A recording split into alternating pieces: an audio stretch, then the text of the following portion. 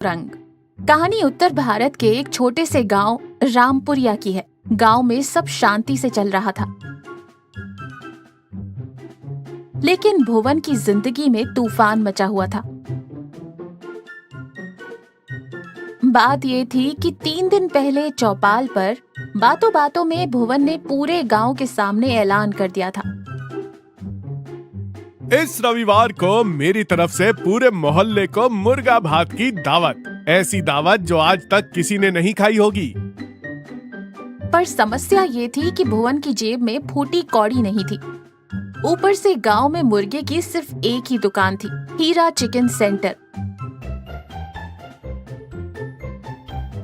सेठ हीरा इतना कंजूस था कि अगर कोई उधार मांग ले तो उसे मुर्गे के पंख भी ना दे।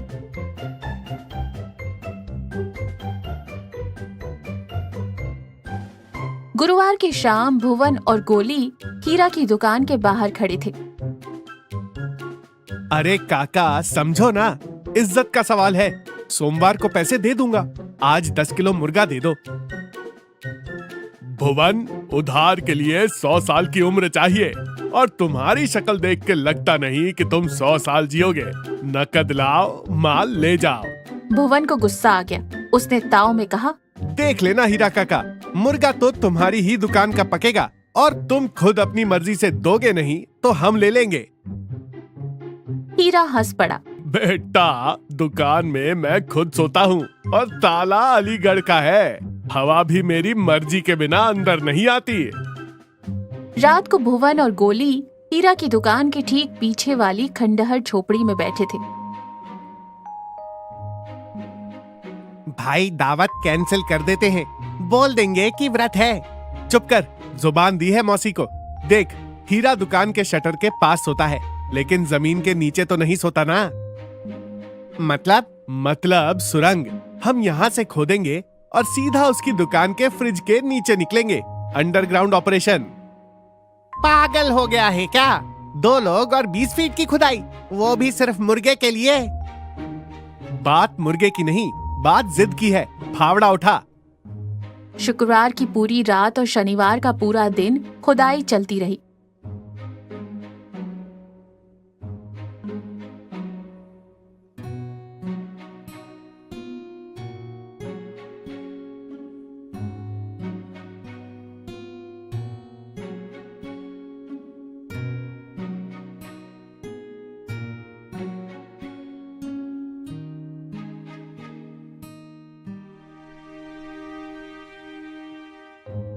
खंडहर के अंदर से मिट्टी का ढेर बढ़ता जा रहा था। दोनों दोस्त पसीने में लथपथ थे, चेहरे पर कालिख लगी हुई थी।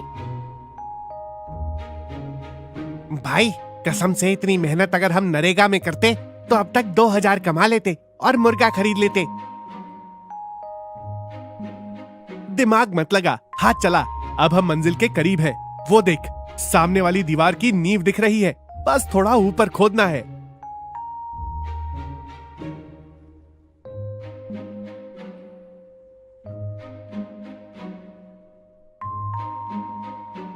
बीच बीच में अजीब अजीब आवाजें आती। अरे बाप रे, ये क्या था? चूहा होगा, डर मत, शेर बन शेर। भाई, शेर बिल नहीं खोदते, चूहे ही खोदते हैं। हम चूहे बन गए हैं। शाम होते होते उनकी हालत खराब थी, लेकिन जुनून सवार था। शनिवार की आधी रात को उनकी कुदाल किसी सख्त चीज से टकराई। पहुंच गए गोली, ये हीरा की दुकान का फर्श है, धीरे से टाइल हटा। दुकान के अंदर गुप्त अंधेरा था। सेठ हीरा काउंटर पर मुंह खोले सो रहे थे। खर्राटों की आवाज घर घर फुस फुस गूंज रही थी। फ्रिज के बगल में जमीन हिली, एक टाइल हटी।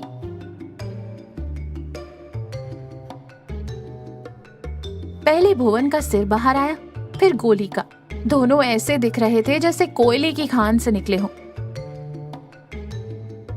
भाई जल्दी कर, ये हीरा अगर जाग गया तो हमारा कीमा बना देगा।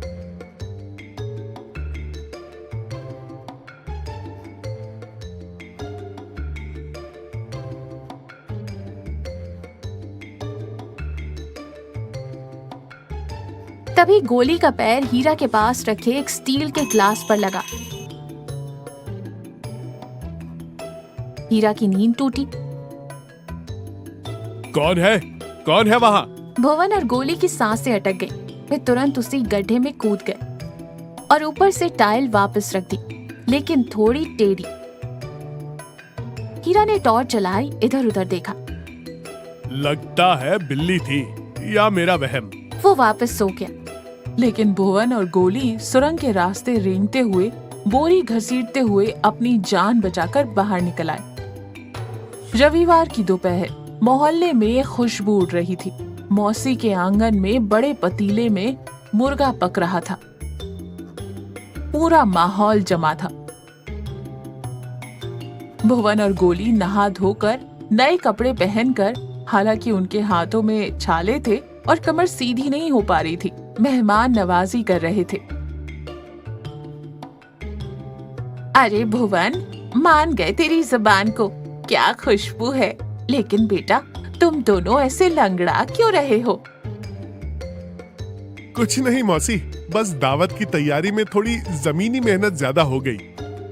तभी वहाँ सेठ हीरा थमके और उन्हें देखकर गोली के हाथ से करछी छूट गई। वाह भाई भुवन, खुशबू तो मेरी दुकान तक आ रही थी। दावत है और हमें नहीं बुलाया। भुवन का गला सूख गया।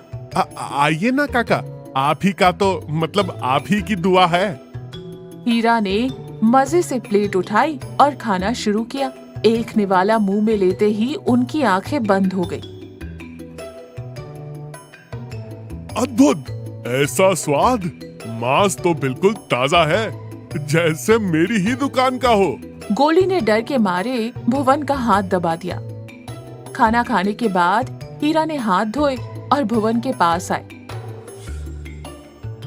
भीड़ थोड़ी कम हो चुकी थी। भुवन, एक बात बता, मेरी दुकान में फ्रिज के पास वाली टाइल आज सुबह हिली हुई थी और नीचे एक गहरा गड्ढा था जो सीधा पीछे वाले खंडहर तक जाता है। भुवन और गोली के चेहरे का रंग उड़ गया। काका, वो हम। चुप रह। हीरा ने उनकी हथेलियां पकड़ी जो छालों से भरी थी।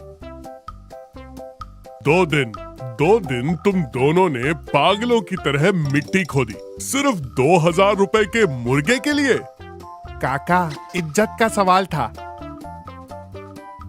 अरे मूर्खो, अगर तुम दोनों मेरे पास आकर कहते कि काका हम 2 दिन आपकी दुकान की सफाई और पुताई कर देंगे, तो मैं खुशी खुशी तुम्हें 10 किलो मुर्गा दे देता।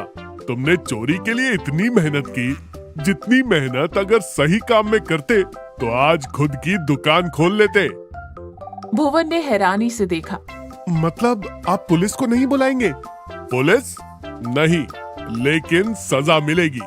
मैंने देखा कि तुमने जो सुरंग खोदी है वो बहुत सीधी और मजबूत है।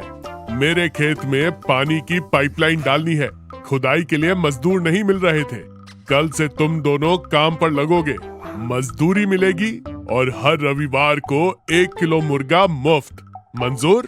भुवन और गोली ने एक दूसरे को देखा। उनकी कमर पहले से ही टूटी हुई थी, लेकिन इज्जत बच गई थी। मंजूर है काका।